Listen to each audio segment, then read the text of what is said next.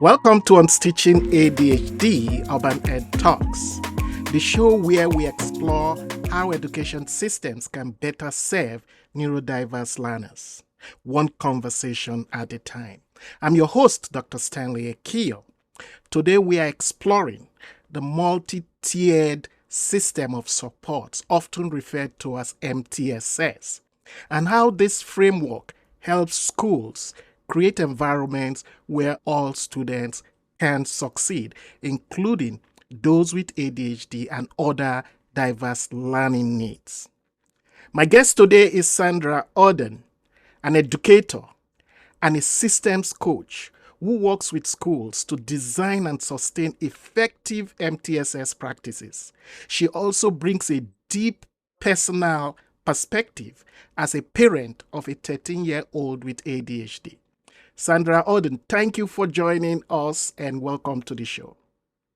Thank you for having me. It's an honor to be here today.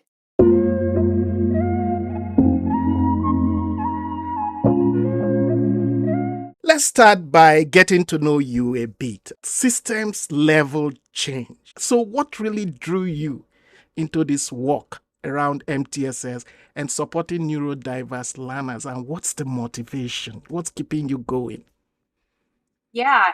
Honestly, it started early on in my career as a school psychologist. I was really fascinated by how learners learn differently. I always felt like we had one way of teaching, one way of supporting students, but it was so much more than just their learning in their classroom, how they process information, how they regulate their attention, how they regulate their emotions.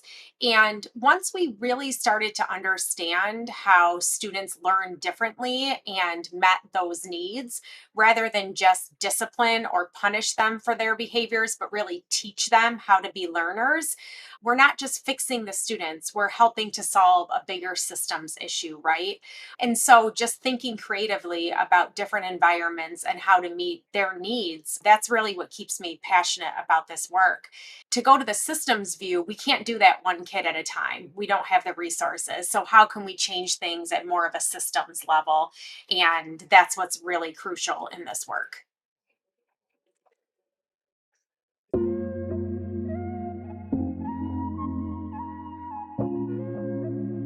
Interesting. You also mentioned having a 13-year-old son with ADHD. First of all, thank you for sharing that part of your journey. How has this been, both as a parent and a professional, shaped your understanding of what truly works for students who learn differently? Yeah. So, first and foremost, being a parent of a 13-year-old who has a hard time managing his emotions at time has made me much more compassionate and realistic. It's made me communicate more with his school, always assuming positive intent and working side by side with the school.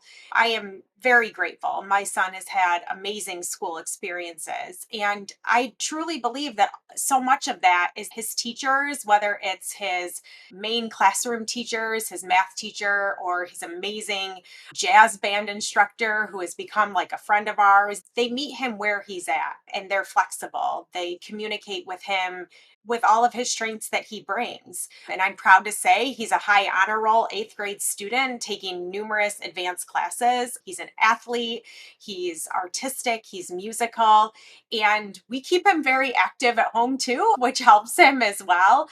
We're just very lucky to work with a district that meets him where he's at and has always been really open and communicative with us as parents as well.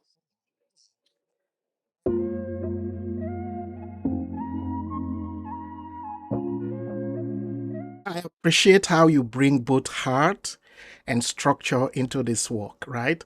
That balance is so important. So let's unpack MTSS a little more for listeners who might not be as familiar. In simple terms, what is MTSS and how does it help educators support students with ADHD and other neurodiverse needs? Yeah, so I usually describe MTSS as a framework for schools. It's not a program that they purchase, it's a way of thinking, right? And it's a way of really systematizing to make sure every student gets the right kind of support, whether they're thriving, struggling, or somewhere in between. It's really about building those proactive systems so we're not reacting, right? But it's based on data and practices, which we give to kids, and it's really based on systems to support our staff. One of the biggest things that draws me to this work is it's based on equity and consistency. So we're giving kids the supports they need when they need them, and we're not waiting for them to fail. It's not just luck or location or who your family is or who your teacher is, but part of really how that school operates at a bigger systemic level.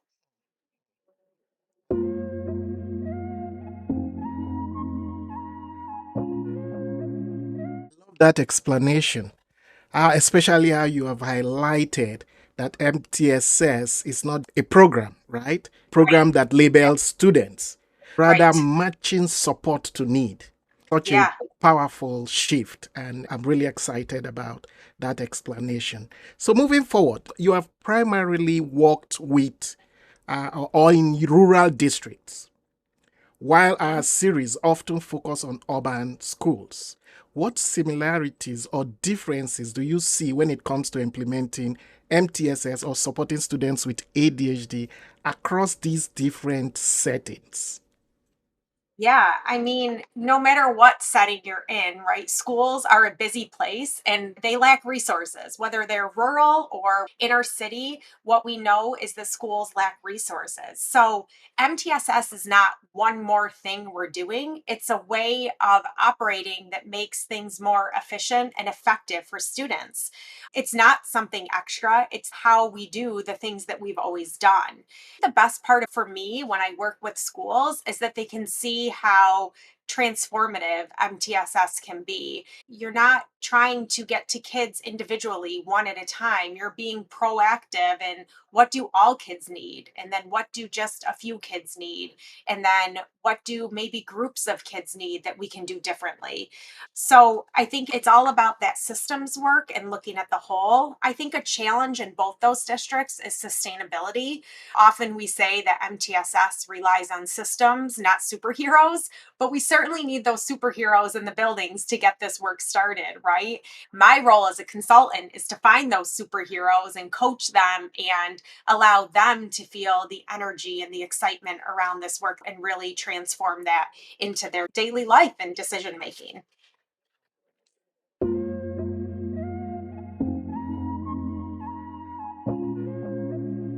That's fascinating. It really shows how context shapes practice, right? Even Yes. within the same framework. So, Yes. how does introducing school clinicians to Mm. intervention and prevention early in training actually work? And how can it shift school culture over time? I have the sincere pleasure of being a coach for clinicians. So, when I say clinicians, I use that term as school counselors, school psychologists, licensed mental health clinicians, or school social workers. I work with them in two different roles. I oversee an amazing internship program through the Wellness Workforce Collaborative, and I also coach them through that collaborative as well. And when I talk with our interns, they often come in with an intervention lens. Their schooling is a lot around what can I do with individual students. I try and frame that more as preventative. What can we do to keep students on track? What can we do universally? Push into some kindergarten classrooms, find out what being in the classroom is like. Strong classroom routines, building those solid relationships, meeting kids at the door, greeting them when they get off the bus. Both matter. Obviously, intervention matters, but prevention is strong and we need fewer interventions. A big part of my work is retention and recruitment in the mental health fields. Our schools are all struggling with having enough supports for mental health in our schools. And as we have fewer and fewer clinicians going into the field, prevention is going to be even more key, even more of our focus.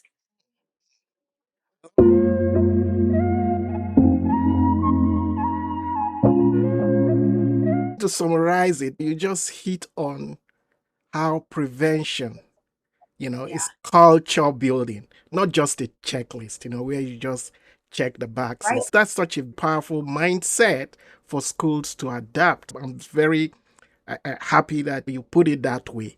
Now, when schools try to bring MTSS to life, from abstract to concrete, from Yeah. abstract to an implementable level, it often looks great on paper, but tough in practice. Yeah. What are some of the biggest barriers you have seen, and what helps schools move from compliance to real implementation?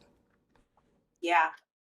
I think you're exactly right. Oftentimes, when I start with a new school or district, we do put pen to paper. Sometimes on paper it looks good, sometimes it looks really bad, and it gets messy at first. Schools have so much data. What is the data that's leading, that's showing us how our kids are doing, right? What are those focal data points we can utilize? What are our systems in place? One thing I love about MTSS is it's that systems work. It's those teaming meetings, it's the collaboration, it's the professional development and the coaching for our staff involved in MTSS. And then the practices. Those are the things we do for kids. And when you have all three of those tied to certain interventions, that's when you're going to see the growth. That's when you're going to see it transform. But if you only have one piece of the puzzle, if you have data floating out there that you're not doing something with, or if you have an intervention for kids that's out there, but there's nobody meeting on that intervention or looking at the data on that intervention, or staff don't understand that intervention, then that's not going to live on either. So, the sustainability around MTSS and where the equity and the consistency comes from is when you have all three of those circles kind of working together, right? Working in uniform: data, systems, and practices. So, when I start with a school, I really have them say, what are our data, systems, and practices at tier one? What are they at tier two? And what are they at tier three? And if we don't have all three of those in place, then we need to back up and really go back to the drawing board and say, what are we to believe in? What's our vision? What do we want? Where do we want to be in a year from now with a few solid practices in place?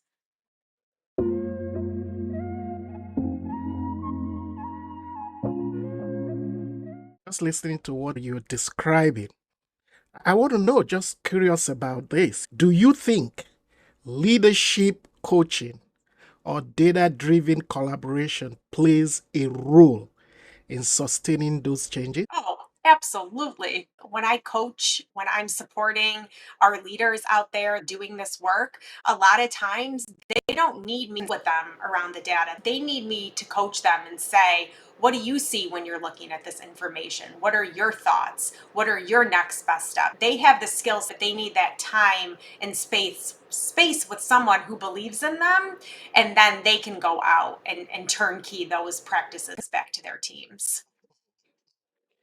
Those are such valuable insights. And I think many of our listeners will relate to those challenges and what you just explained right now. So thank you for that. When you think Absolutely. about your son's journey or Yeah. the students you have supported, Mhm. what gives you hope about where we are headed in education for neurodiverse learners? Yeah, I think our schools and the young interns that I'm working with and the folks that I'm coaching, whether they're in my son's district or not, truly believe in connection and in relationships with kids. And if we can have that connection, I try to say connection before correction, right? If we can connect with our kids, they're going to be willing to trust us. They're going to be vulnerable with us. They're going to take that leap of faith and say, I'm going to give it a try, and if I fail, I know you're going to be there for me. When my son had struggled in school, I can think vividly to a time when he was struggling and he came in for the parent teacher conference with us. His teacher looked at him and said, "You know what, buddy? I was just like you when I was your age." From that minute forward, man, he took off, and he succeeded the rest of that year, just knowing that his teacher felt what he felt and connected with him on a different level. And that's what gives me faith in our schools, is that we're realizing that those social emotional learning competencies and the mental well-being of our students is so important, and that all begins with connection and relationships.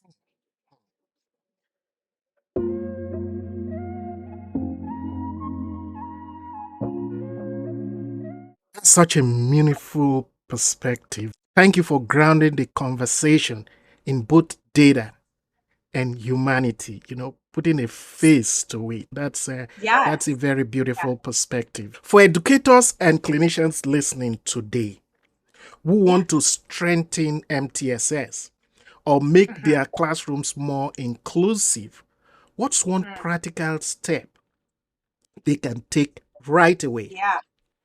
Right away.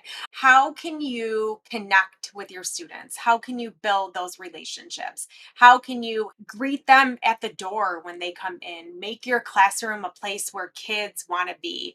Beyond that, have those solid classroom routines in place. Be able to check in on students as they're learning, even during independent work. Honestly, it's those relationship building techniques that I think all kids need. Circling them up in the morning to greet them, doing a fun handshake with them as they enter in. I truly believe in that connection first.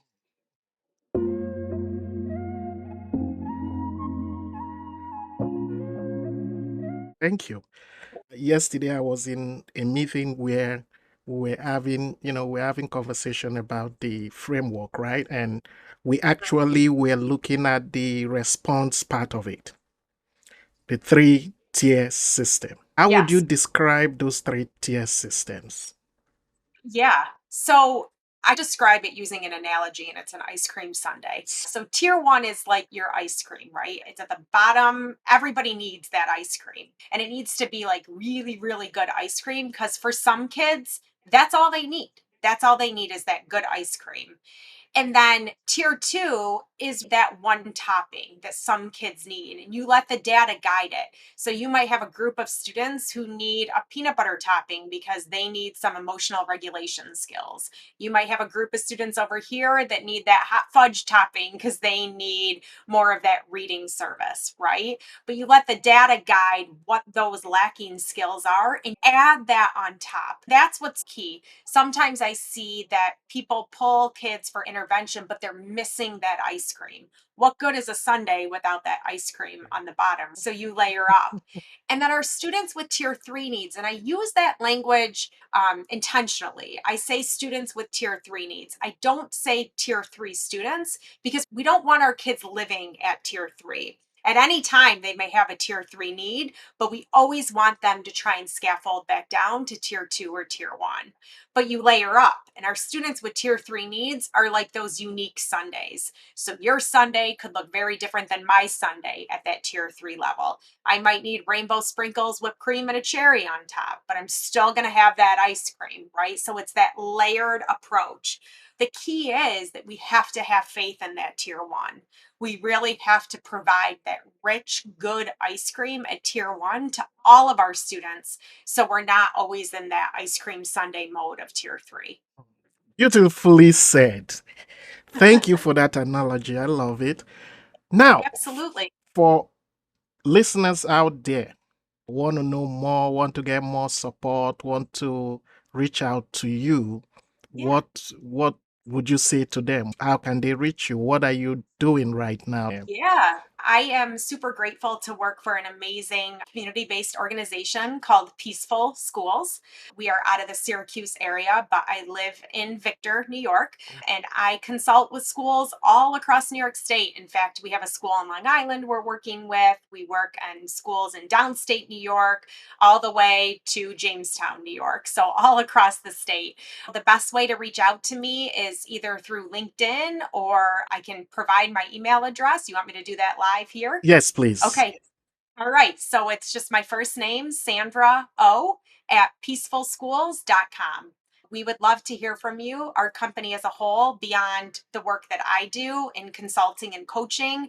We provide professional development, theater for students, a lot of summer camp work, after school, community schools. We even have many folks in the school buildings in which we supervise and support as well as a leadership team. It's just a wonderful organization, and I'm super grateful to work for such a great place. Thank you, Sandra Ordan, for So much. joining us on Teaching ADHD Urban Ed Talks. We really appreciate your valuable insights to this conversation, your contribution to this conversation. Thank you. Absolutely. Thank you. And to our listeners, remember, supporting neurodiverse learners isn't about fixing students. It's about unstitching the systems that hold them back, reweaving them with care, equity, and intention. I'm Dr. Stanley Ekiyor. Thank you for tuning in, and always remember, the sun is behind the cloud. It's gonna shine. It always does. Until next time, have a pleasant day.